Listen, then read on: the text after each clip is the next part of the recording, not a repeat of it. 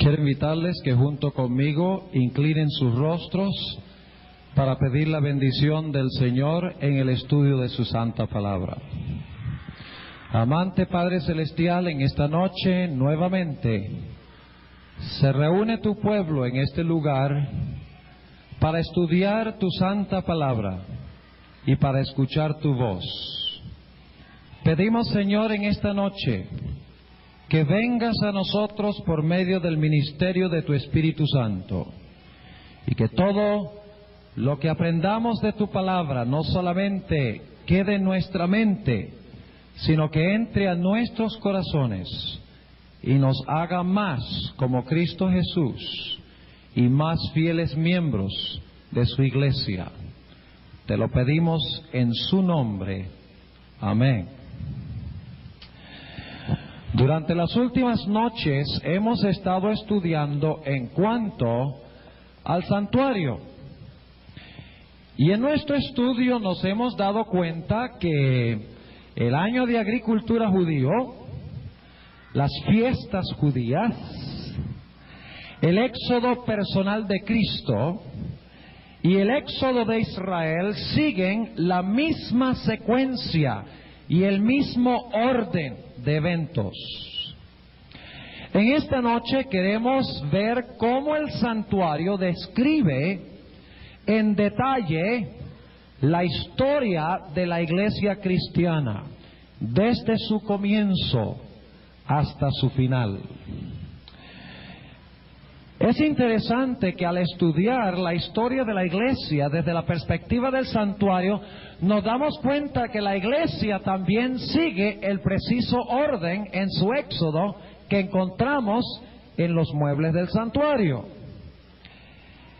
Ahora, ustedes recuerdan que hemos estado comenzando cada noche en qué estación del año. Hemos estado empezando en el otoño. Así que yo creo que un buen lugar donde empezar para hablar del éxodo o de la historia de la iglesia cristiana sería en el otoño. Así que volvamos a Génesis, el capítulo 22 y el versículo 18. Génesis, el capítulo 22 y el versículo 18. Está hablando de la experiencia cuando Abraham ofreció a su hijo sobre el altar. Ahora sabemos que Isaac no murió, murió en figura, porque dice en Hebreos el capítulo 11 que Abraham lo recibió de entre los muertos en figura. Es decir, es una ilustración de la muerte y la resurrección de Cristo. Y también es una ilustración de que nosotros debemos morir, pero hay un sustituto en nuestro lugar. Ahora, en este contexto encontramos el versículo de Génesis 22, 18. Ya lo hemos leído. Antes de leer Génesis 22, 18, sin embargo, permítame decirles que en Génesis 22, Abraham es un símbolo de Dios el Padre. E Isaac es un símbolo de su hijo, Jesús. Y ustedes dirán, ¿cómo sabemos nosotros eso? Bueno, hay varias razones por las cuales lo sabemos. En primer lugar, ustedes notan que en la historia, el que carga el cuchillo y el fuego, ¿quién es? Abraham el padre. Mientras que el que carga la leña y es colocado sobre la leña, ¿quién fue? Isaac. Y la Biblia nos dice explícitamente que Isaac fue colocado encima de la leña. ¿Sobre qué fue colocado Cristo Jesús? Fue colocado sobre una cruz. ¿Y de qué estaba hecha esa cruz? De madera. O sea que tenemos en el símbolo del altar, la madera, tenemos un símbolo de la cruz donde fue colocado Cristo Jesús. Pero los instrumentos del castigo estaban en manos ¿de quién? De Abraham, de Dios el Padre. Y si ustedes leen Isaías 53, ustedes encontrarán en el versículo 4 al 7, donde dice que Jesús fue azotado y afligido ¿por quién? Por su padre, por causa de los pecados de la raza humana. Ahora, en ese contexto, queremos leer Génesis 22 y el versículo 18. Hay otros motivos por los cuales sabemos que Isaac representa a Cristo. Entre ellos encontramos que Isaac resucita el tercer día. ¿No es verdad? Sí, nótelo en el versículo 4. Isaac resucita el tercer día. La agonía de Abraham y de Isaac, especialmente de Abraham, dura 3 días. De la misma manera, el Señor Jesucristo agonizó, empezando el jueves en la noche, en el Getsemaní, y duró en el sepulcro, según dice la Biblia, por un periodo ¿de qué? Un periodo de 3 días. Además, la Biblia llama a Isaac el único hijo de Abraham, en Génesis 22. Y todos sabemos que Abraham tenía otro hijo, se llamaba Ismael. Pero Isaac era el hijo unigénito de Abraham, el hijo especial, único en su género. Y luego encontramos que cuando Dios manda a Abraham a sacrificar a su hijo, dice, tu hijo a quien amas. Y cuando Jesús se bautizó, el Padre dijo, este es mi hijo amado, en quien tengo gran contentamiento. Podríamos predicar un sermón completo sobre Génesis 22, una prefiguración preciosa de la muerte y la resurrección de Cristo.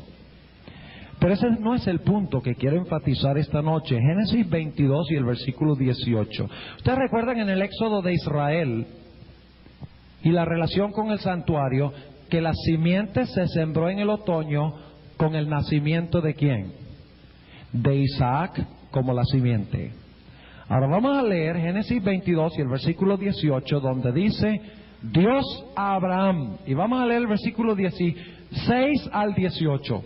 Y dijo, por mí mismo he jurado, dice Jehová, que por cuanto has hecho esto y no me has rehusado tu hijo, tu único, bendiciéndote bendeciré, y multiplicando multiplicaré tu simiente, como las estrellas del cielo, y como la arena que está a la orilla del mar, y tu simiente poseerá las puertas de sus enemigos.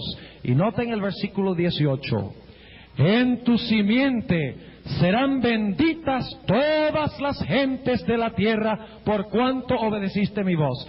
¿Quién fue la simiente literal de Abraham? Isaac. Y ustedes dirán, bueno, ¿por qué empezamos aquí? ¿Acaso no vamos a hablar del éxodo de la iglesia cristiana? Claro que sí. Pero ahora vamos a ver quién es la verdadera simiente que fue sembrada. Se encuentra en el libro de Gálatas. Gálatas, capítulo 3. Gálatas, el capítulo 3. Y vamos a leer el versículo 16 y luego vamos a leer el versículo 29. Gálatas 3 y el versículo 16. Vamos a ver quién era la verdadera simiente, la verdadera semilla. Dice en Gálatas 3 y el versículo 16, a Abraham fueron hechas las promesas y a su simiente. No dice y a las simientes como de muchos, sino como de uno, y a tu simiente, la cual es Cristo. ¿Cuál era la simiente de Abraham en realidad? Era Isaac históricamente. Pero la verdadera simiente hacia el cual apuntaba Isaac era ¿quién? Cristo Jesús. Ahora yo quiero preguntarles algo. Como resultado del nacimiento de Isaac, luego nació ¿quién? Jacob. ¿Y qué tuvo Jacob? 12 hijos que llegaron a formar las 12 tribus de Israel, que luego se convirtieron en una gigantesca muchedumbre, el pueblo escogido de Dios en el monte Sinaí. ¿Están entendiendo? Ahora, ¿qué diríamos del Nuevo Testamento? Abraham representa a Dios el Padre. Cuando vino el cumplimiento del tiempo, el Padre, ¿qué hizo? Introdujo al mundo su ¿qué? Su simiente, la verdadera simiente, como Abraham introdujo al mundo a Isaac. Y como de Isaac se desprendieron las 12 tribus de Israel, que trajeron una gigantesca nación, es decir, se sembró la semilla en Isaac para las 12 tribus y una grande nación que Dios cosechó en el monte Sinaí. De la misma forma, Cristo Jesús escogió 12 apóstoles. Qué interesante, ¿verdad? Y ustedes dirán, bueno, eso es coincidencia de que hayan sido 12 y que los 12 hayan formado una gigantesca nación que Dios cosecha, de lo cual vamos a hablar en esta noche. ¿Saben ustedes que no es coincidencia de que Jesús escogió 12 apóstoles? Ustedes recuerdan que cuando Judas se suicidó, en el día antes del día del Pentecostés, en Hechos 1, los discípulos se reunieron y dijeron que tenemos que nombrar un sucesor para Judas, porque no podemos tener nada más 11 apóstoles. Tenemos que completar el número de los ¿qué? De los 12. Eso indica de que Jesús escogió explícitamente 12 apóstoles para demostrar que eran un cumplimiento de las 12 tribus de Israel en el Antiguo Testamento. Ahora vamos a preguntarnos lo siguiente: ¿cuándo entonces se sembró la semilla en la historia de la iglesia cristiana? La semilla se sembró cuando Dios envió a su Hijo Jesucristo, y Jesucristo trajo al mundo espiritualmente a los 12 apóstoles que formaron el núcleo o la semilla de donde se iba a desprender la gigantesca iglesia cristiana. ¿Vieron el paralelo entre las dos cosas? Es decir, que la iglesia cristiana se funda sobre los 12 apóstoles, al igual que Israel en el Antiguo Testamento se funda ¿sobre qué? Sobre los 12 patriarcas y las 12 tribus. Es decir, que en el éxodo de la iglesia cristiana, de lo cual estamos hablando en esta noche, la simiente se siembra en el otoño. La simiente se siembra cuando Cristo Jesús, la simiente llega y escoge 12 apóstoles como el fundamento de la iglesia cristiana, como el inicio de la iglesia cristiana. Así como a través de Isaac se establecieron las 12 tribus que llegaron a formar una grande nación. Ustedes recuerdan que después que las 12 tribus, o no las 12 tribus, pero los 12 hijos de Jacob nacieron y crecieron, que el pueblo de Dios, ¿cuál es la próxima etapa en el año de la agricultura? Después del otoño, cuando se siembra la semilla, se sembró la semilla con el nacimiento de Isaac y las 12 tribus, los 12 hijos de Jacob. En el Nuevo Testamento se sembró cuando vino Cristo a la simiente y llamó a los 12 apóstoles. Ese es el otoño. Ahora hablemos un momentico del invierno. ¿Cuándo es el invierno de la iglesia cristiana? ¿Qué características tenía el invierno? El invierno era ¿qué? Oscuro, frío, infértil. Y ustedes recuerdan en el éxodo de Israel de Egipto que se dio una profecía exacta de tiempo que ellos iban a pasar cautivos al poder del dragón. Y leímos en Éxodo 12, 40 y 41 de que esa profecía de tiempo que decía cuánto tiempo iban ellos a pasar en Egipto oprimidos bajo tinieblas, se cumplió el mismo día que terminaron los 400 años profetizados en Génesis, el capítulo 15 y el versículo 16.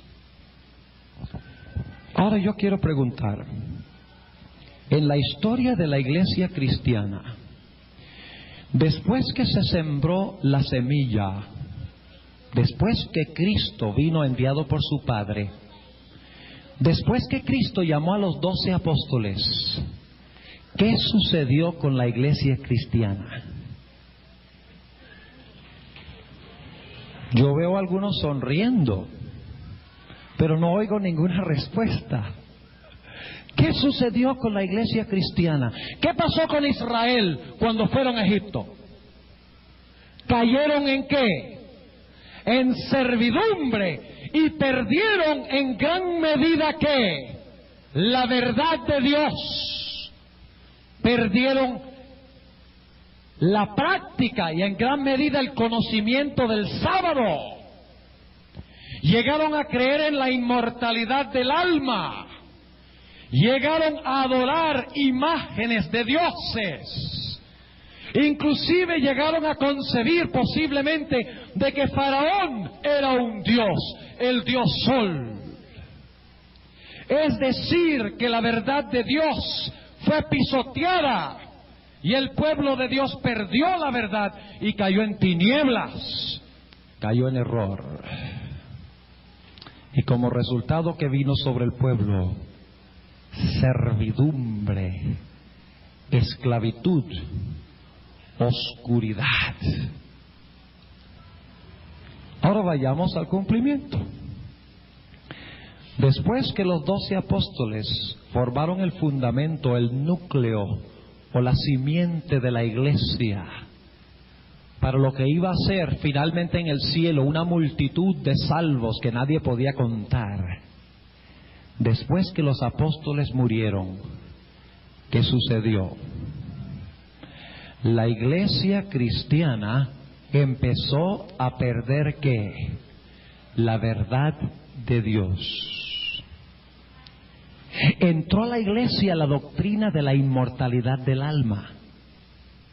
Entró a la iglesia la idea de que los sacerdotes que debían representar al pueblo eran seres humanos, como en Egipto. Llegó el concepto de que no importa lo que comamos y bebamos, y ese problema lo tuvo Israel en Egipto también, porque después cuando salieron al desierto no vivían sino pensando de las ollitas de Egipto. Perdieron, la iglesia perdió en gran medida el conocimiento del qué, del sábado y de la ley de Jehová. Y como resultado, la iglesia cristiana cayó en un cautiverio terrible. El cautiverio de los 1260 años, que se conoce como las edades oscuras. ¿Cuál fue el invierno de la iglesia cristiana? ¿Qué pasaba en la agricultura durante el invierno? Era que oscuro. ¿Y cómo se llama la Edad Media? Las edades que oscuras. Se perdió la verdad. Los hombres fueron subyugados y perseguidos y pisoteados y oprimidos como Israel en Egipto. Y por si acaso alguno lo duda, la Inquisición tuvo a bien matar, según los historiadores, a más de 50 millones de mártires que querían seguir lo que dictaba su conciencia. Amarga servidumbre, amarga oscuridad. El invierno que vino después de la siembra de la simiente apostólica. ¿Están siguiendo lo que estamos diciendo? Ahora, había una profecía de tiempo con Israel que decía la fecha exacta cuando se iba a terminar la servidumbre. que decía exactamente cuántos años iba a durar la servidumbre de Israel bajo el poder de Egipto. Había una profecía de tiempo que decía cuánto tiempo iba a durar el periodo de oscurantismo y la esclavitud de la iglesia cristiana. Vamos a leerlo en el libro de Apocalipsis. Apocalipsis. Y esto se menciona varias veces. Y se usan tres términos para referirse a este periodo. Se le llama los 1260 días, se le llama los 42 meses, y también se le llama tiempo, tiempos y la mitad de un tiempo. Una profecía de tiempo donde Dios decía: por 1260 años mi iglesia será pisoteada, mi iglesia será perseguida, mi iglesia será esclavizada. El invierno de la iglesia cristiana, la oscuridad de la iglesia cristiana, las edades oscuras. Apocalipsis, el capítulo 12 y el versículo 13. Y cuando vio el dragón que él había sido arrojado a la tierra, persiguió ¿a quién? A la mujer que había parido al hijo varón. ¿Y a dónde huye la mujer? ¿A dónde huyó Israel cuando Faraón trató de recuperarlos? Al desierto. ¿Y Faraón se le llama el gran qué? ¿Y a Faraón se le llama qué? Vaya coincidencia. En la Biblia no hay coincidencias. Y luego noten lo que dice: ¿cuánto tiempo iba a durar esta persecución? Había una profecía de tiempo, como los 400 años que iban a pasar en Egipto. Dice aquí en el versículo 14: y fueron dadas a la mujer 2 alas de grande águila, para que de la presencia de la serpiente volase, ¿dónde? Al desierto. Y si ustedes desean pueden leer Deuteronomio, el capítulo 32 y el versículo 11, y dice que Dios, cuando Israel salió de Egipto, dice Dios que los tomó en alas de águila y los sacó de Egipto para llevarlos a la tierra de Canaán. Hasta en eso hay un paralelo. Y dice: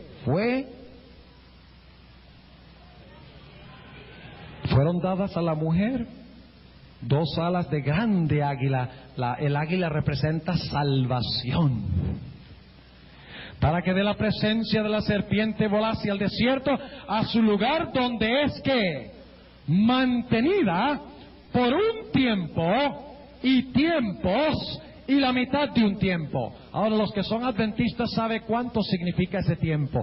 Un tiempo es un año, 2 tiempos, 2 años. Y medio tiempo, medio año, 3 años y medio. Pero como en las profecías, un año literal significa ¿qué? Significa un día simbólico o un año simbólico. Entonces lo que hacemos es tomar 360 días, y si tuviéramos tiempo les comprobaría que el año bíblico tiene 360 días, pero no tenemos tiempo, porque algunos dicen, bueno, pero el año tiene 365, no tiene 360. No tenemos tiempo en esta noche de comprobar de que el mes bíblico tiene 30 días y el año bíblico tiene 360, pero si alguno quiere quedarse después un par de minutos, podemos leer los versículos y demostrarles que en la Biblia el mes tiene 30 días y el año tiene 360 días. 3 años y medio. ¿Cuántos días? Son 3 años y medio. 360 más 360 más 360. ¿Más cuánto? ¿Cuánto es la mitad de 360? 180. ¿Cuánto da? 1200 ¿qué? 60 días. Pero como en las profecías un día equivale a un ¿qué? A un año. ¿Cuántos años son que la iglesia iba a permanecer en el desierto perseguida por el dragón? 1260 días. Y usted dice, bueno, pero ¿qué significa eso? Vamos a leer el versículo 6 de Apocalipsis 12. Ahí se refiere de una forma distinta. Dice, y la mujer huyó al desierto donde tiene lugar aparejado de Dios, para que allí la mantengan 1260 días. Ahí está la segunda expresión. Y la tercera se encuentra en Apocalipsis 11,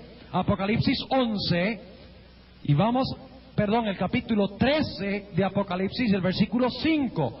Y le fue dada boca que hablaba grandes cosas y blasfemias, y le fue dado potencia de obrar, ¿cuánto? 42 meses. ¿Cuántos días tiene el mes bíblico? 30. Multipliquen 30 por 42, ¿cuánto les da? 1260. Había una profecía exacta de tiempo, de cuánto tiempo iba a durar la esclavitud y la servidumbre de la iglesia cristiana y la servidumbre de la verdad de Dios. ¿En qué estación del año estamos ahora? En el invierno. ¿Qué festival se celebraba en el invierno? ¿El festival de la dedicación o de las luces? ¿Y qué indicaba eso?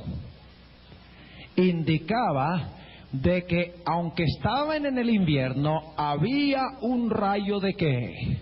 De esperanza. Que venía la Pascua, venía la liberación, porque se dedicaba el altar en la fiesta de las luces. En medio del invierno de la iglesia cristiana, hubo durante ese invierno un momento en que se levantó una luz de esperanza indicando que la liberación pronto venía. ¿Cómo llamamos esa luz? La Reforma Protestante. Y noten lo que dice con respecto a eso. Y eso es durante el invierno de la iglesia, porque Martín Lutero se levantó en 1517 y trajo una luz gloriosa, y trajo ánimo espiritual, y trajo esperanza a muchos de que venían mejores días, la opresión se iba a acabar, la verdad de Dios se iba a restituir nuevamente. La iglesia en la cual se levantó Martín Lutero, se dice algo muy interesante en cuanto a ella. Apocalipsis, el capítulo 2 y el versículo 28. Aquí está hablando de la iglesia de Tiatira. ¿Cuál es el periodo de la iglesia de Tiatira, adventistas? Es la iglesia de la Edad Media. La iglesia del periodo cuando Jezabel trae idolatría e inmoralidad en medio del pueblo de Dios. Tiatira es 538 a 1798. ¿Y qué le da Dios a la iglesia de Tiatira? Le da un rayo de esperanza. Noten el versículo 28.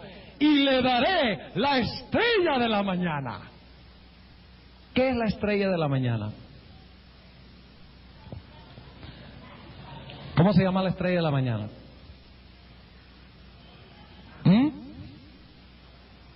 Oh, esa es la aplicación, Wycliffe, que presagió el levantamiento de Lutero y otros. Pero ¿qué distingue a la estrella de la mañana? Si ustedes se levantan bien temprano, en la mañana ustedes encontrarán que cuando tal vez no en la ciudad, porque hay muchas luces, pero si estuvieran en el campo, ustedes se darían cuenta que hay una estrella que es la última en desaparecer en la mañana. Esa es la estrella de la mañana. Y lo que indica esa estrella es que pronto, cuando se ve esa luz sola en la oscuridad, es una indicación de que pronto viene ¿qué? La mañana. Por eso se le llama la estrella de la ¿qué? La estrella de la mañana. Hubo un levantamiento de esperanza en la iglesia de Tiatira en el invierno de servidumbre, ¿sí o no? Claro que sí. Ahora yo quiero leer un par de versículos muy interesantes. Este es el período que menciona la Biblia como el período del caballo amarillo de Apocalipsis, el capítulo 6. ¿Qué representa el amarillo? Una persona que está amarilla, ¿qué pasa? Bueno, podría tener SIDA. pero muchas veces indica de que el individuo no se está, ¿qué? Alimentando bien. Claro que sí. En el invierno había productos agrícolas, había cosecha. No había nada que se cosechara. Y por esa razón se describe este periodo con el cuarto caballo, al igual que Tiatira, es la cuarta iglesia, como el periodo cuando había escasez ¿de qué? De pan. ¿Y qué representa el pan? La verdad, la palabra de Dios. Es decir, que durante la Edad Media había muy poca palabra de Dios, porque la iglesia prohibía leerla. Inclusive la iglesia la conservó en el idioma latín para que nadie pudiera leerla. Y si conseguían a alguien leyéndola, era castigado por la Inquisición. Esto es histórico. Es el periodo del invierno cuando no se produce pan. Después de que la iglesia había estado esclava desde el año 538, años y años, Dios levantó a Wycliffe, y luego la luz se volvió más fuerte con Lutero, Calvino, Zwinglio, y finalmente vino la primavera de la iglesia. ¿Entienden el cuadro que estamos pintando? Ahora, ¿cuál era el siguiente festival judío? ¿Cuál era el primer festival del año oficialmente? La Pascua. ¿De acuerdo? ¿Era la Pascua, sí o no? Claro que sí. Ahora vamos a preguntarnos, ¿cuándo es la Pascua de la iglesia cristiana? Vamos a Apocalipsis, el capítulo 11. Apocalipsis, el capítulo 11 y el versículo 3. Apocalipsis 11:3, y no se distraigan ni por un instante, porque acá vamos a hablar de algo que es extraordinario. Vamos a hablar de la Pascua de la iglesia cristiana. ¿Qué pasaba en la Pascua? El cordero ¿qué? Moría. Y cuando el cordero moría, ¿qué pasaba con el dragón que había oprimido al pueblo de Dios? ¿Era qué? Era vencido, era muerto, era sepultado en las aguas airadas del Mar Rojo. ¿Recuerdan? No olviden eso. Las aguas airadas del Mar Rojo se tragaron al dragón y se tragaron a los seguidores del dragón, ¿verdad? Cuando murió el Cordero, el resultado fue la liberación del pueblo de Dios, pero también el resultado era la muerte del dragón y los poderes de opresión. Ahora vamos a Apocalipsis 11, versículo 3. Y daré a mis 2 testigos, y ellos profetizarán por 1260 días, vestidos de sacos. ¿Qué representa vestidos de sacos? ¿Qué es la palabra? Lámpara es a mis pies tu palabra y lumbrera mi camino. Aquí dice que los 2 testigos iban a testificar vestidos de qué? De sacos. Ahora, ¿qué representan estos 2 testigos? Son los mismos 2 candeleros. Son los mismos 2 árboles de oliva. Son la misma cosa. Lo único es que se están tratando de enfatizar 3 cosas. Los árboles de oliva dan el aceite. El aceite cae en los candeleros y los candeleros dan testimonio. ¿Cuántos entienden lo que estoy diciendo? ¿Entienden? Por eso vamos a encontrar que se dice, estos son los 2 testigos, estos son los 2 candeleros, estas son las 2 olivas. Y algunos dicen, bueno, ¿qué son al fin y al cabo? ¿Son candeleros, son olivas o son testigos? Son las 3 cosas, porque el aceite de oliva cae al candelero y el candelero da ¿qué cosa? Y el candelero da su luz. Pero los dos testigos aparentemente no están dando mucha luz, porque están vestidos ¿de qué? De sacos, están de luto. ¿Y de qué color es el luto? Negro. ¿Y de qué color es la noche? Negro. ¿Estamos en el invierno, sí o no? Durante los 1260 días. Hay evidencia tras evidencia de que estamos hablando del periodo de esclavitud. Es el invierno o la oscuridad. Pero ahora sigamos leyendo. Dicho sea de paso, si ustedes quieren saber que estos dos testigos representan la Biblia, pueden leer por ejemplo Juan 5:39, donde Jesús dice: escudriñad las Escrituras, porque a vosotros os parece que en ellas tenéis la vida eterna, y ellas son las que dan testimonio de mí. ¿Qué da testimonio de Jesús? La Biblia.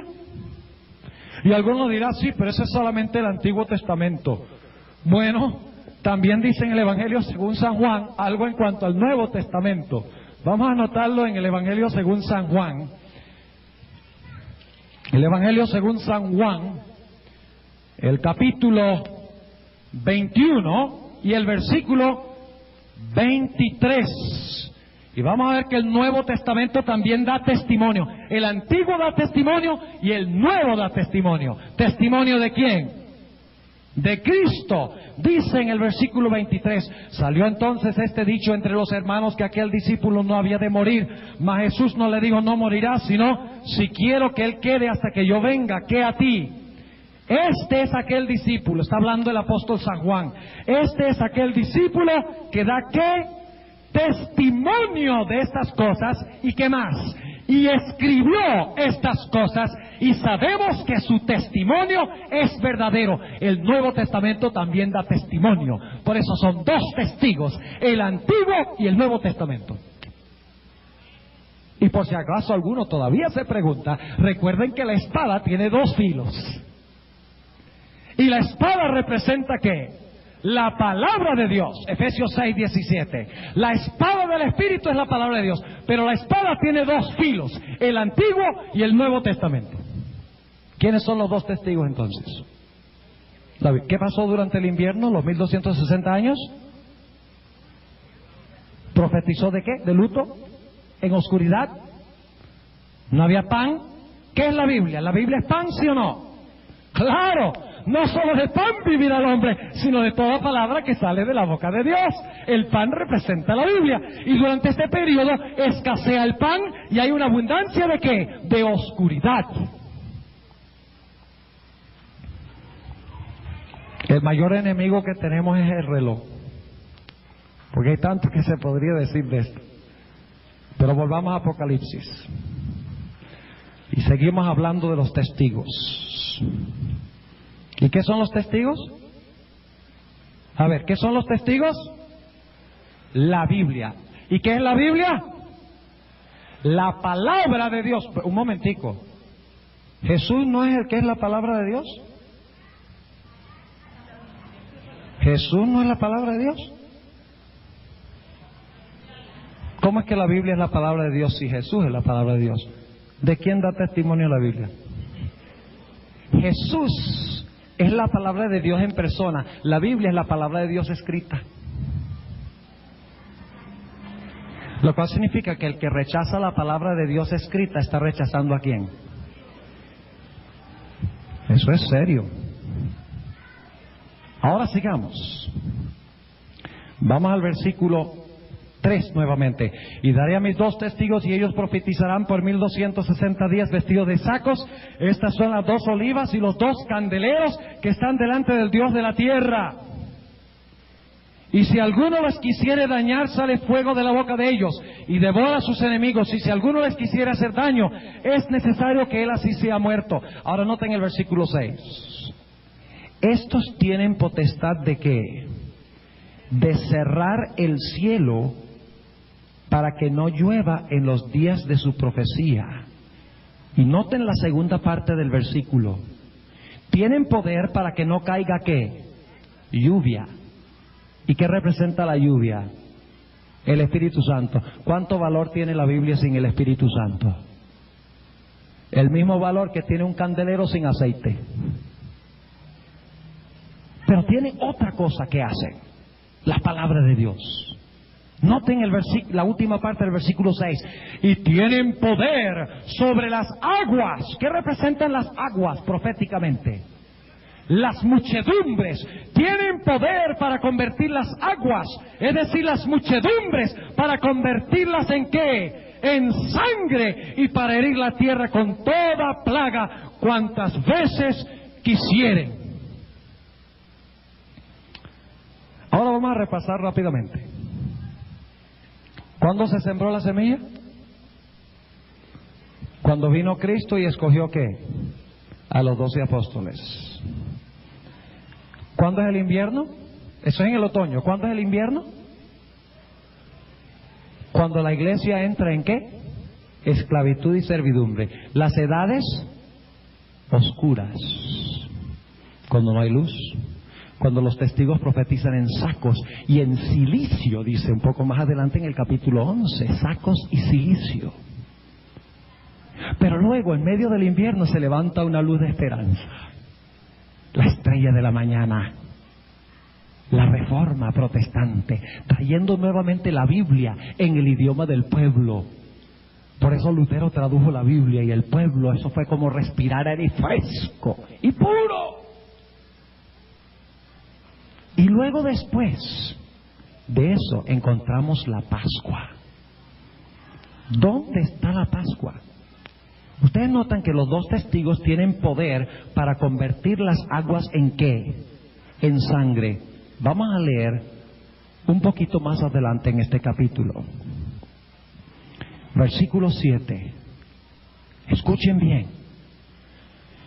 ¿Qué son los dos testigos? La Biblia. Y la Biblia es Cristo en forma ¿qué? Escrita. Fíjense, un detalle muy interesante. Yo estoy aquí en persona, pero Dios tiene otro yo escrito en los libros en el cielo. Y Cristo, que está en persona en el cielo, tiene un libro que habla de Él en la tierra.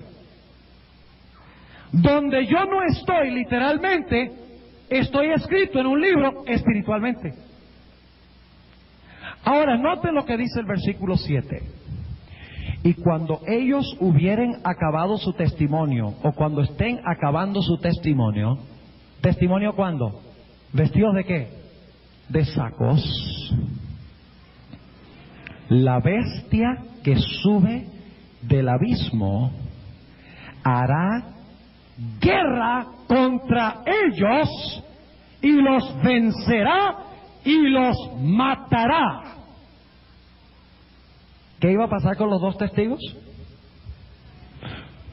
Cuando se iba acabando el periodo de servidumbre de los 1260 años, ¿qué iba a pasar con la Biblia? Iba a ser muerta. Cuando el periodo de servidumbre de Israel estaba terminando en Egipto, ¿qué pasó al final de ese periodo? El Cordero fue ¿qué? Muerto. ¿Y qué representa el Cordero? El Cordero representa a Cristo. He aquí el Cordero de Dios que quita el pecado del mundo. Es decir, que Cristo Jesús al final de los 1260 años iba a ser crucificado.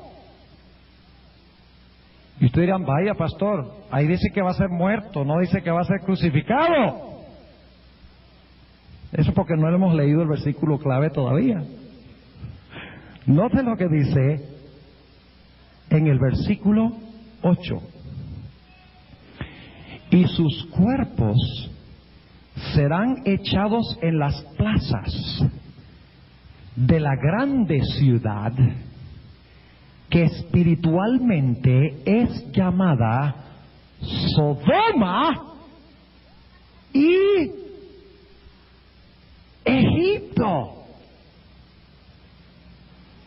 donde también nuestro Señor fue crucificado. Ahora vamos a preguntarnos, ¿Cristo fue crucificado en Egipto? Aquí dice que sí. Aquí dice, Dice que los dos testigos iban a ser crucificados donde Cristo fue crucificado, y dice que Cristo fue crucificado en Egipto. ¿Cómo, pastor? Cristo fue crucificado en Jerusalén, no en Egipto.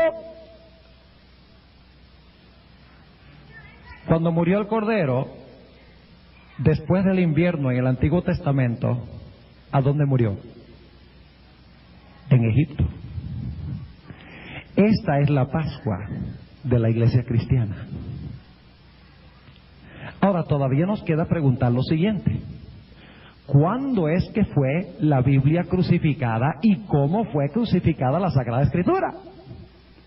¿Y por qué dice que en Egipto? Si fue crucificado Jesús en Jerusalén. La respuesta es sencilla. En primer lugar, en el Antiguo Testamento, el Cordero que representaba a Cristo murió ¿dónde? En Egipto, después del invierno. De la misma manera aquí dice que los dos testigos iban a morir después del invierno, también en Egipto. Pero Jesús no murió en Egipto sino en Jerusalén. ¿Qué significa todo esto? Vamos a Éxodo 5:2. Éxodo 5 y el versículo 2. Ustedes se dan cuenta que la Biblia tiene una hilación tremenda. Una persona me preguntó después de una de las presentaciones, me dice: pastor, ¿y cómo puedo hacer? ¿Qué método usa usted para estudiar la Biblia? Y el método es sencillo. Hay dos factores. Uno, la oración. Y dos, el uso de mi cerebro. Porque yo no me voy a sentar y orar a Dios y Dios me va a dar una visión diciéndome todas estas cosas. Toma esfuerzo, estudio, investigación.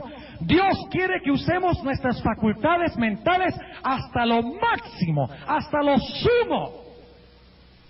Que desarrollemos nuestra capacidad mental estudiando las maravillas de su santa palabra. Dios no hará por nosotros lo que nosotros podemos hacer por nosotros mismos.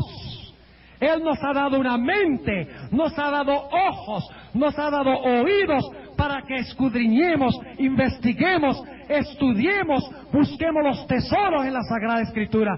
Y Dios promete, junto con nuestro esfuerzo, si oramos a Él, hacernos entender lo que estamos estudiando. Ahora noten, Éxodo 5 y el versículo 2.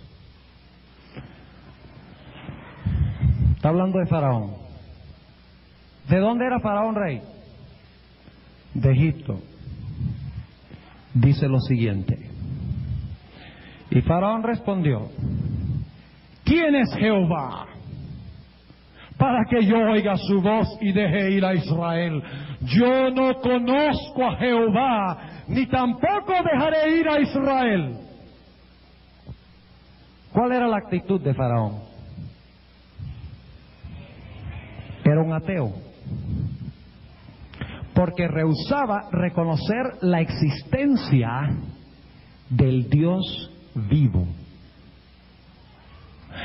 Ahora, ustedes recuerdan que los 1260 años van desde el año 538 hasta el año 1798.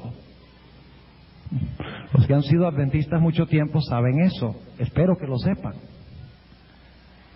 Y dice en Apocalipsis, donde leímos, que cuando los testigos estuvieran acabando su testimonio, es que se iba a levantar este poder que se llama Egipto para matar a los dos testigos. O sea que debemos conseguir el cumplimiento de la crucifixión de la Biblia en Egipto espiritual, ya no literal. Debemos buscar la crucifixión de la Santa Biblia en una potencia que se levantó, o en un poder que se levantó cerca de 1798, porque se iba a levantar cuando los testigos estuvieran acabando su testimonio. ¿Entienden lo que estoy diciendo? Ahora, históricamente, ¿qué poder se levantó y dónde poco antes de 1798 para crucificar la Sagrada Escritura? Francia. ¿Han oído ustedes hablar alguna vez de la Revolución Francesa? ¿Sí han oído hablar de la Revolución Francesa? ¿Qué fue lo que pasó en la Revolución Francesa? Entre otras cosas, en la Revolución Francesa, según dicen los historiadores, se rechazó rotundamente, ¿qué cosa? La Sagrada Escritura. Se quemaron todos los ejemplares de la Sagrada Escritura que se pudieron conseguir. Inclusive, en Francia, según dicen los historiadores, a Jesús, y esto lo digo con solemnidad, a Jesús se le llamó el maldito. Nos hace recordar de la muerte literal de Jesús, donde en Gálatas 3:13 dice que Jesús fue colgado en un madero. Maldito todo aquel que colgare en un madero. Lo que se dijo de Jesús en su primera venida cuando fue crucificado sucedió en relación también con la crucifixión de la Biblia en Francia, donde llamaron a Jesús el maldito.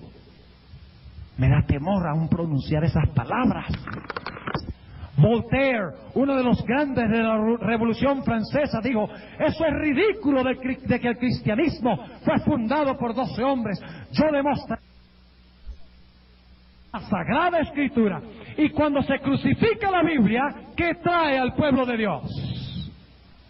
En 1798, el que había cautivado al pueblo de Dios como resultado de la Revolución Francesa fue llevado cautivo del Vaticano a Francia y murió en exilio. Ahora, ustedes recuerdan que dice aquí que los 2 testigos tenían poder para convertir las aguas en ¿qué? ¿Qué pasó en la Revolución Francesa? ¿Han oído ustedes hablar alguna vez de la guillotina? ¿Saben ustedes que los historiadores dicen que por las calles de Francia corría sangre como un río? ¡Qué extraordinario! Los 2 testigos tuvieron poder de convertir a las muchedumbres ¿en qué? En sangre en la Revolución Francesa. Yo quiero preguntarles, en la Revolución Francesa, ¿recibió una herida mortal el dragón? ¿La bestia recibió una herida mortal, sí o no? Cuando Israel salió de Egipto, ¿el faraón y todos sus ejércitos fueron sepultados en las aguas? En Francia, la nobleza y los sacerdotes y la iglesia fue sepultada en sangre. Fue sepultada por las aguas y las muchedumbres airadas contra la opresión que había existido durante la Edad Media, durante la Edad Oscura. Sí. O sea que la muerte de la Biblia trajo ¿qué? Liberación para el pueblo de Dios del periodo de servidumbre. Liberación en el año 1798 del dragón opresor, de la iglesia apóstata de la Edad Media. Trajo muerte a ese sistema que los había cautivado, como trajo muerte en las aguas del Mar Rojo. ¿Cuál era el próximo mueble en el santuario? El lavacro. ¿Qué representa el lavacro? La resurrección. Volvamos a Apocalipsis 11. Hasta ahora los testigos están en el altar, los crucificaron y los mataron. Y quedaron muertos, ¿no? Cuando a Cristo lo crucificaron, quedó muerto. No. Después de 3 días, ¿qué pasó con Cristo? Y luego después de su resurrección, ¿qué hizo? Ascendió. ¿Entienden lo que estamos diciendo? Ahora vamos a Apocalipsis 11 nuevamente. ¿Saben ustedes que también la gente se burlaba de Cristo y de la Biblia en la Revolución Francesa? Dice que abiertamente en las calles blasfemaban a Dios y practicaban actos de inmoralidad. Por eso se le llama no solamente Egipto, sino que se le llama Sodoma, practicaban prostitución pública, homosexualismo público en Francia. Mueren en el altar los testigos, la Biblia, Cristo a través de su palabra. Pero ahora noten lo que dice en el versículo 11. Y después de 3 días y medio, el Espíritu de vida enviado de Dios entró en ellos. Y se alzaron sobre sus pies. Y vino gran temor sobre los que los vieron. Ahora yo les pregunto, cuando Cristo murió, ¿hubo un gigantesco qué? ¿Hubo lo mismo en Francia? Noten lo que dice en el capítulo 11 y el versículo 13. Y en aquella hora fue hecho un gran ¿qué? Temblor de tierra. Cuando Cristo murió, un temblor. Cuando la Biblia fue crucificada, un temblor. Pero dice que al igual que Cristo murió y resucitó, los 2 testigos, Cristo en la Biblia, después de morir, dice que entró en él espíritu de ¿qué? Espíritu de vida enviado de Dios. ¿Quién resucitó a Cristo según vimos en el tema de anoche? El Espíritu Santo. Entró en ellos y se alzaron sobre sus pies y vino gran temor sobre los que los vieron. ¿Y luego qué hicieron los 2 testigos? Ascendieron al cielo. ¿Qué hizo Cristo después de que Él murió y resucitó? Ascendió al cielo a comenzar su ministerio, ¿dónde? En el lugar santo. Ahora noten lo que dice aquí en el versículo 12. Y oyeron una grande voz del cielo que les decía: subid acá. Y subieron al cielo en una nube. ¿Cómo subió Jesús cuando fue al cielo? Según Hechos el capítulo 1. Subió en una nube, según dice esto. ¡Qué extraordinario! Cómo la historia de la iglesia cristiana sigue el orden exacto y perfecto del santuario. Pero solamente hemos llegado ni a la mitad del tema. Y ya se acabó mucho más que la mitad del tiempo. Pero sigamos rápidamente. Poco después que Israel salió de Egipto, según Éxodo 15, 22 al 25, llegaron a un lugar que se llamaba ¿qué? Mara. ¿A dónde llegaron los israelitas después de salir de Egipto? Después que murió el Cordero, después de ser sepultados en el agua y resucitar como una nueva nación en el lavacro. ¿Qué fue lo que pasó? ¿Llegaron a dónde? A Mara. ¿Y qué pasó en Mara? En la distancia vieron ¿qué? Agua. Llevaban 3 días sin tomar agua. Ahora imagínense ustedes. Vieron el agua y dijeron: ¡agua dulce, agua dulce! Y vinieron corriendo donde estaba el agua. Y cuando tomaron el agua era ¿qué? Amarga. ¡Qué tremendo chasco! Después del año 1798, cuando los 2 testigos murieron y resucitaron, el pueblo de Dios supuestamente iba a ser dulce, pero resultó ser amargo. Eso se relata en Apocalipsis el capítulo 10, el gran chasco. Ahora Israel salió de Egipto dirigido ¿por qué? Por la columna de fuego y la columna de nube. Ahora, quiero preguntar, ¿la iglesia, después del periodo de cautiverio, salió dirigido por una columna de fuego, sí o no? Noten Apocalipsis el capítulo 10. Apocalipsis el capítulo 10 y el versículo 1. Y vi otro ángel fuerte descender del cielo. Y este ángel es Cristo, dicho sea de paso. ¿Quién estaba en la nube con los israelitas? ¿Quién estaba en la columna de fuego? ¿Quién era ese? Cristo mismo. Y aquí dice: vi otro ángel fuerte descender del cielo cercado de una nube, y el arco celeste sobre su cabeza, y su rostro era como el ¿qué? Como el sol, y sus pies como ¿qué? Columnas de fuego.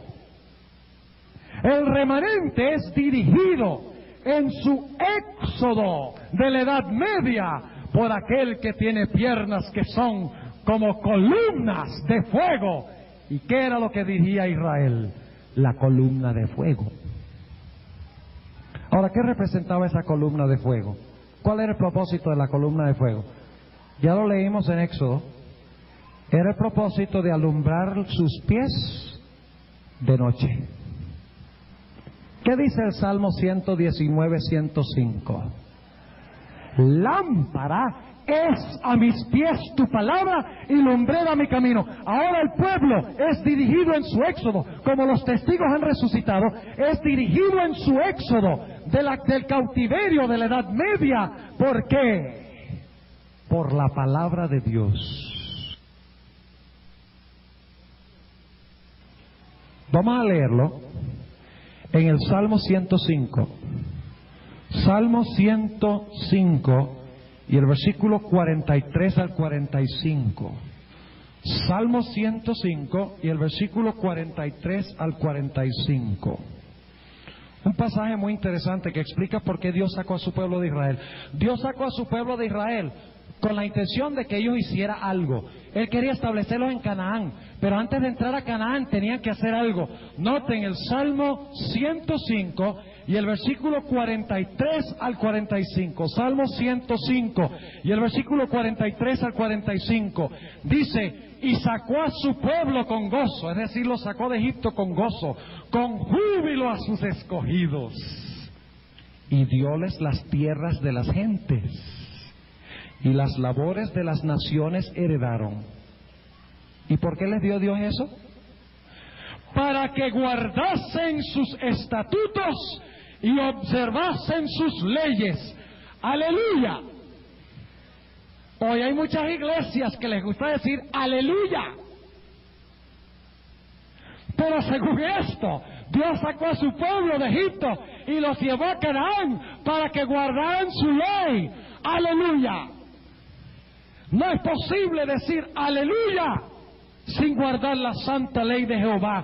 Fueron sacados por la columna de fuego que alumbraba sus pies, que era la palabra de Dios, pero más específicamente la santa ley. Y ese texto que leímos del Salmo 119, 105, lámpara es a mis pies tu palabra y lumbrera mi camino, viene de un salmo que es un himno en honor a la santa ley de Jehová.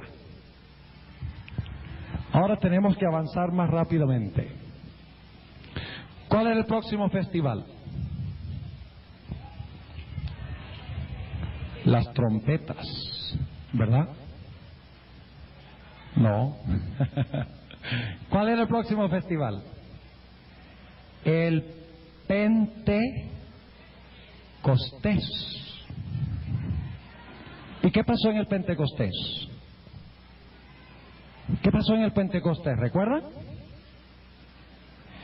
Israel, que había sido sacado de servidumbre, fue oficialmente incorporado como el pueblo escogido de Dios. Recuerden que leímos eso en Éxodo 19, 5 y 6. Ahí se hizo el pacto y Dios dijo: este es mi pueblo y yo soy su ¿qué? Y yo soy su Dios. El Pentecostés. Cuando el pueblo de Dios, en el cumplimiento, salió del cautiverio de Egipto espiritual, cuando salió del cautiverio del periodo de los 1260 años, ¿a dónde los llevó Jehová? ¿Cómo se llamó el pueblo que formó Dios, que salió del cautiverio? Estamos hablando ahora no del Antiguo Testamento, sino en la aplicación. Poco después de terminar el cautiverio, Dios escogió a un pueblo y lo incorporó como su pueblo especial, ¿sí o no? ¿Cómo se llama ese pueblo? La Iglesia Adventista. ¿Saben ustedes en qué fecha se fundó la Iglesia Adventista? En 1844. Ahora yo quiero preguntarles algo. Escuchen bien lo que voy a decir. ¿Cuándo se fundó la nación de Israel? En el año 1000, ¿qué? 1445, cuando llegaron al Sinaí. Ellos llegaron a ser el pueblo de Dios en el Sinaí. Antes de eso no habían sido el pueblo, ¿verdad? No. Durante el periodo de apostasía, cuando fueron esclavos en Egipto, ¿eran el pueblo de Dios? ¿Sí o no? Cuando los patriarcas tenían la verdad plena de Dios, ¿eran el pueblo de Dios? ¿Israel? ¿Hasta dónde llegaba el origen de Israel? Hasta el tiempo de su fundación en Abraham. La iglesia adventista del séptimo día, en 1844, que Dios sacó del cautiverio para proclamar su ley, que los sacó de la Edad Media, de las edades oscuras, fue restablecida en 1844, pero su origen es un origen ¿qué? Apostólico. Porque las doctrinas que enseña la iglesia adventista son doctrinas que enseñaban los apóstoles. Lo que hace que una iglesia sea apostólica no es que pretenda ser apostólica, sino que enseñe y practique lo que enseñaron los apóstoles. Y si yo leo mi Biblia correctamente, los apóstoles guardaron el sábado. ¿Cierto? Los apóstoles guardaban el sábado. Ahora, ¿qué hubo en el Sinaí? Hubo truenos, hubo relámpagos, hubo voces, etcétera, ¿verdad? Ahora vamos a Apocalipsis 11. Apocalipsis, el capítulo 11, que fue nuestra lectura bíblica de esta noche. Apocalipsis, el capítulo 11, y vamos a leer empezando en el versículo 19. Esto pasa en 1844. 1844 es el Sinaí de la iglesia adventista. Necesitan recordar ese dato. 1844 es el Sinaí de la iglesia adventista. Dice en el capítulo 11 y el versículo 19: y el templo de Dios fue abierto en el cielo, y el arca de su testamento fue vista en su templo, y fueron hechos ¿qué? Relámpagos y voces y truenos y terremotos y grande ¿qué? Y grande granizo, lo mismo que hubo en el monte Sinaí. Dios levantó al pueblo adventista en 1844 en armonía con la profecía de los 2300 días. Ese es el Pentecostés, cuando el pueblo fue oficialmente incorporado como el pueblo especial y escogido de Dios. Ahora yo quiero preguntarles, ¿quién dirigía al pueblo de Israel fuera de la nube? ¿Quién era su líder visible, terrenal? Moisés. ¿Era Moisés profeta de Dios? ¿Lo levantó Dios para conducir al pueblo a Canaán? ¿Dejó Moisés testimonios escritos? ¿Dio Moisés la excusa de que él no sabía hablar cuando Dios lo llamó? ¿El pueblo lo criticó y lo ultrajó? Claro que sí. Ahora contéstenme esto: ¿levantó Dios en 1844 también a una mensajera? ¿Sí? ¿Cómo se llamaba? Elena G. de White. Elena G. de White fue criticada, ultrajada, sí, y todavía lo es, aún después de muerta. Elena G. de White dejó testimonios escritos para conducir a su pueblo a Canaán. Elena G. de White se quejó de que no sabía hablar. Claro que sí. Ahora fíjense, al igual que en el Sinaí, Moisés recibió de Dios información en cuanto al santuario, la ley, el sábado, el diezmo, la organización que debía tener Israel, el hecho de que no se debían usar prendas. Ustedes pueden leer eso en Éxodo 33 y Éxodo 35, donde Dios mandó a toda la gente: quítense los anillos y los zarcillos y quítense todo ese oro y tráiganlo al santuario y dedíquenselo a Dios para que Dios lo use para construir los diferentes implementos del santuario. Dios les mandó a quitar sus prendas. en el Sinaí. ¿Y le dio las instrucciones a quién? A Moisés. Están en la Biblia. ¿Dio Dios las mismas instrucciones a través de Elena White? ¿Tiene la hermana Elena de White mucho que decir en cuanto al diezmo? ¿En cuanto al sábado? ¿En cuanto a la ley? ¿En cuanto al diezmo? ¿En cuanto a la organización de la iglesia? ¿En cuanto a las joyas y otras normas cristianas? Claro que sí. El Pentecostés de la iglesia adventista, 1844, cuando se ve el santuario, la ley y el sábado. Lo preciso que reveló Dios, ¿dónde? En el monte Sinaí.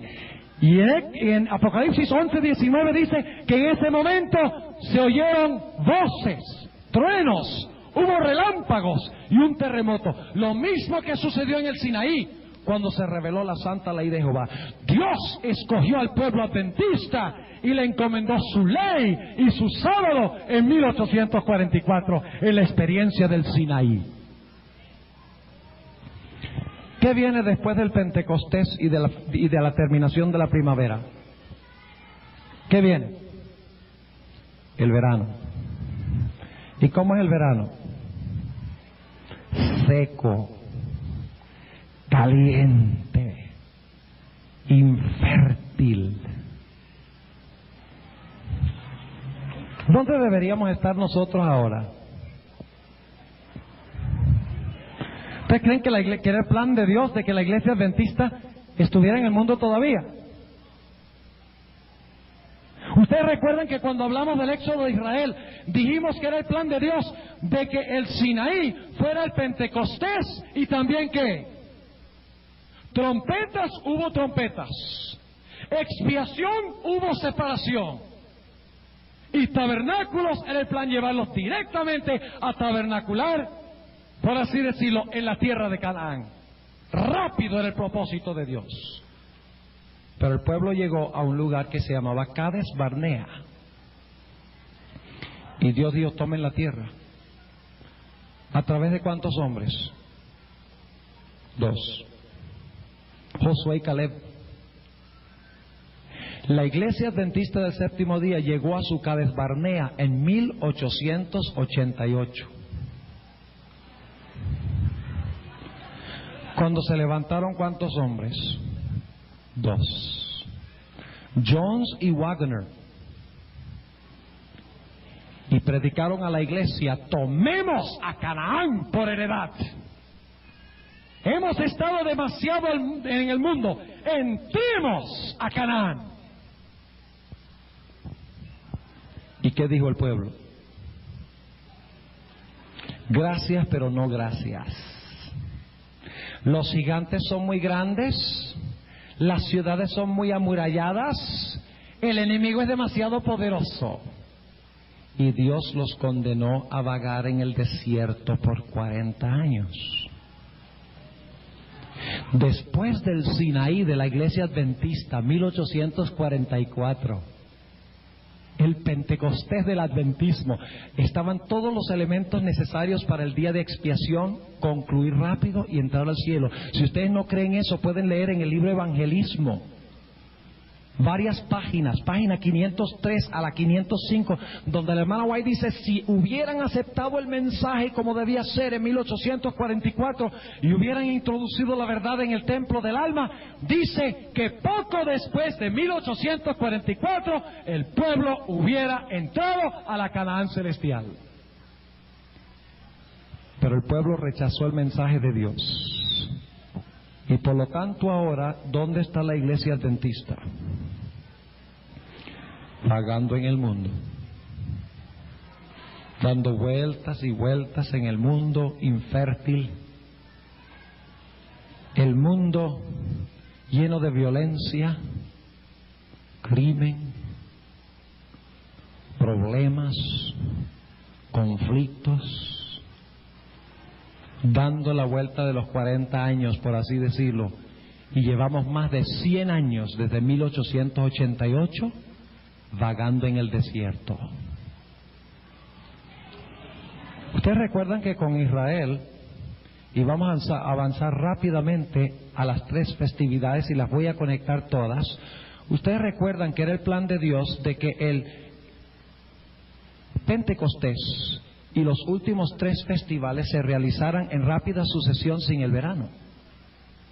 Era el mismo propósito de Dios con nosotros los adventistas, que después de 1844 se realizara el Pentecostés, el día de expiación, y entráramos inmediatamente, pero por causa de la incredulidad del pueblo, en vez de realizarse las trompetas, el día de expiación y los tabernáculos, vagamos en el desierto y esas fiestas todavía están por cumplirse. Y ustedes dirán, pero pastor, un momentico, ¿acaso 1844 no comenzó el día de expiación? ¿Y no se tocaron las trompetas con los mileritas? ¿Cómo así que todavía el día de expiación y la fiesta de trompetas tienen que realizarse? Voy a mencionar rápidamente lo que quiero decir. El juicio de Dios tiene 2 etapas. El juicio investigador de Dios tiene 2 etapas. La primera etapa es el juicio que comenzó en 1844, que comenzó con los ¿qué? Con los muertos. Pero dice la sierva de Dios que cerca del tiempo cuando se cierre la puerta de la gracia, Cristo empezará el juicio ¿de qué? De los vivos. ¿Saben ustedes qué base usa la hermana White para defender ese concepto de que Cristo tiene 2 etapas en la purificación del santuario celestial? El juicio de los muertos en 1844 y el juicio de los vivos al final de la historia del mundo, antes del cierre de la puerta de la gracia. Y no voy a hacer una exégesis y un estudio de todo esto, pero nada más les voy a dar la idea. El Señor Jesucristo en su primera venida purificó el templo 2 veces. En Juan 2 dice que Cristo purificó el templo al principio de su ministerio, mientras que el Señor Jesucristo, según nos dice también en el Evangelio según San Mateo, al final del capítulo 22, el Señor Jesucristo purificó el templo ¿qué? Al final de su ministerio. Y ella dice, de la misma manera, Cristo en su ministerio celestial comenzó el juicio de los muertos en 1844, pero nuevamente se proclamarán las trompetas anunciando que está por empezar el juicio de los vivos. ¿Ustedes recuerdan los mileritas cuando tocaron las trompetas, anunciaron los mensajes de los 3 ángeles? Hubo el fuerte clamor de medianoche que se dio en el verano de 1844, anunciando, el esposo viene, preparaos para recibirle.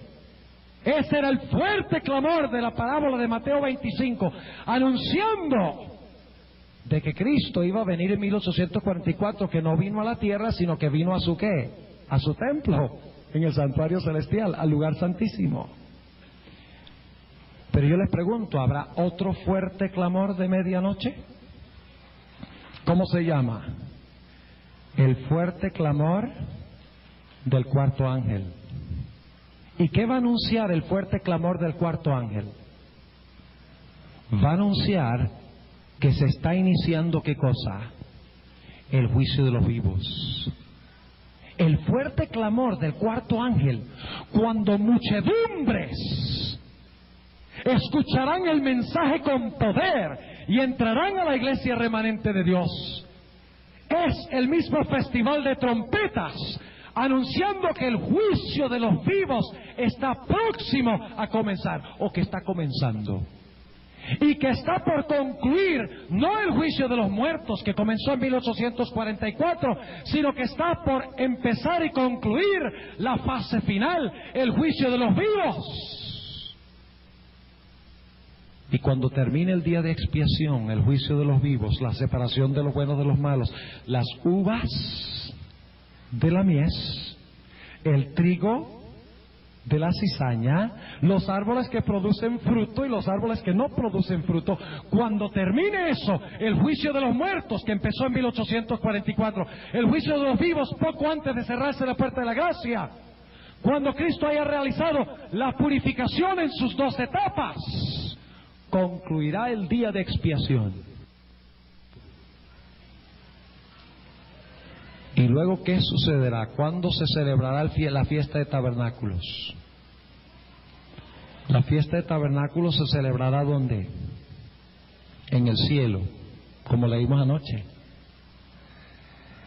El pueblo de Dios dice que tenía palmas en sus manos. ¿Y Dios tenderá su qué sobre ellos? Su tabernáculo o su pabellón sobre ellos. El pueblo de Dios pasará 1000 años en el cielo en su vivienda temporaria, provisional. Es decir, que el pueblo de Dios, después que haya sido cosechado en el día de la expiación, como la mies de Dios, será llevado al granero de Dios. ¿Saben ustedes qué celebraba la fiesta de tabernáculos? El fin de la cosecha, se había reunido toda la cosecha y el pueblo celebraba en gozo, dándole gracias a Dios por las bendiciones de la cosecha. ¿Qué harán los hijos de Dios cuando lleguen al cielo en el festival de tabernáculos? Pueden leerlo en Apocalipsis. Dice que cantarán de gozo porque ellos han sido cosechados como el trigo de Dios. Y luego, después de los 1000 años, ¿qué sucederá? Ustedes saben que en el festival de tabernáculos todos los israelitas, los varones, tenían que ir ¿a dónde? A Jerusalén, de sus hogares. Y luego hacían tabernáculos de ramas de árboles y de flores y toda clase de plantas. Hacían tabernáculos en las colinas y habitaban allí durante un periodo de 7 días. Y había una celebración especial también el 8º día. Y después de que ellos habían celebrado el festival, volvían ¿dónde? A sus hogares. El pueblo de Dios irá ¿a dónde? Durante el 7º milenio. No estoy poniendo fecha para la segunda venida. Al cielo. ¿Cuántos días duraba el festival de tabernáculos? 7 días. Pero luego, ¿qué sucederá después de eso? El pueblo de Dios regresará a donde ellos vivían antes. Y Dios hará una tierra nueva. Y el pueblo de Dios celebrará el 8º día del festival de tabernáculos, que era el día más solemne y especial y lleno de gozo del festival de tabernáculos. Yo no sé de ustedes, pero yo anhelo ese día. Lo anhelo. Estoy cansado de este mundo. No quiero volver a Cali el próximo año. Al menos que estemos aquí en la tierra, ¿no? Entonces sí, pero yo creo que sería lindo, mucho más lindo, sentarnos en el cielo a escuchar a Cristo, que a lo mejor predica más corto que yo, o posiblemente mucho más largo, porque la Biblia dice que el Señor Jesucristo predicaba todo el día. ¿Y ustedes creen que yo predico largo? Señor Jesucristo predicaba todo el día, ni se acordaba que tenía hambre, y tampoco se acordaba que la gente tenía hambre, sino hasta después, y dice, ay, pero no podemos mandar a la gente sin comer, y le da comida. ¿Ustedes creen que yo predico largo? El apóstol Pablo predica largo. Predicó tan largo que se le durmió uno en la ventana y se cayó. Dice que predicó toda la noche. Óigame, y yo lo dejo ir a la casa a las 9. Será lindo ir al cielo y ser Cristo el predicador. Y no tendremos problemas con transporte. Porque después del sermón todos volaremos a nuestras casas. Yo anhelo ese día. Estamos en la fase final de la obra de Cristo. ¿No es maravilloso cómo el éxodo de la iglesia sigue el mismo orden del santuario? Es una maravilla. Cómo todas estas cosas concuerdan tan perfectamente. En todo su orden correcto, los detalles correctos, en el más ínfimo detalle, perfecto. ¿Y saben algo? Yo estoy en la iglesia adventista porque yo encuentro en el Éxodo del Santuario que Dios levantó al pueblo adventista exactamente como lo dijo, después de la liberación de la Edad Media. En 1844 Dios levantó esta iglesia en el Pentecostés, en el Sinaí. Y yo sé que esta es la iglesia de Dios, porque fue levantada en armonía con la profecía del santuario. Ninguna otra iglesia puede pretender haberse levantado en 1844 con un profeta que pretendía no poder hablar, que fue criticada, que dejó testimonios de cómo podíamos llegar a Canaán. Ninguna otra iglesia. El santuario indica que hay una sola iglesia verdadera, la iglesia adventista. Ahora permítame decirles que hay muchos verdaderos hijos de Dios en las otras iglesias. Estamos hablando de la verdadera iglesia. No estoy diciendo que en otras iglesias no hay verdaderos hijos de Dios. Como individuos hay verdaderos hijos de Dios, pero como iglesia hay una sola. Porque hay una sola que se levantó en armonía con el calendario del santuario tal cual lo estableció Dios, la iglesia adventista. Cuando se cumplió la profecía de los 2300 días, allí surgió la iglesia. Yo considero un privilegio pertenecer a la iglesia adventista. Pertenezco a ella no porque pertenecieron mis padres, sino porque yo tengo el convencimiento de que esta es la iglesia de Dios.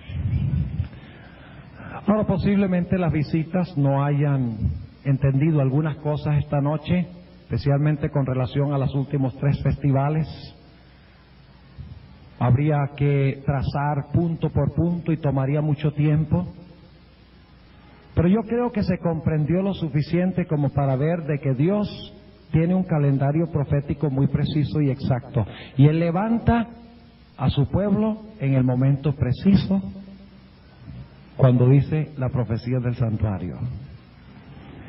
En esta noche yo no voy a hacer un llamado de que vengan aquí al frente. Pero yo quiero hacer un llamado de todas maneras, en primer lugar, a los que son adventistas.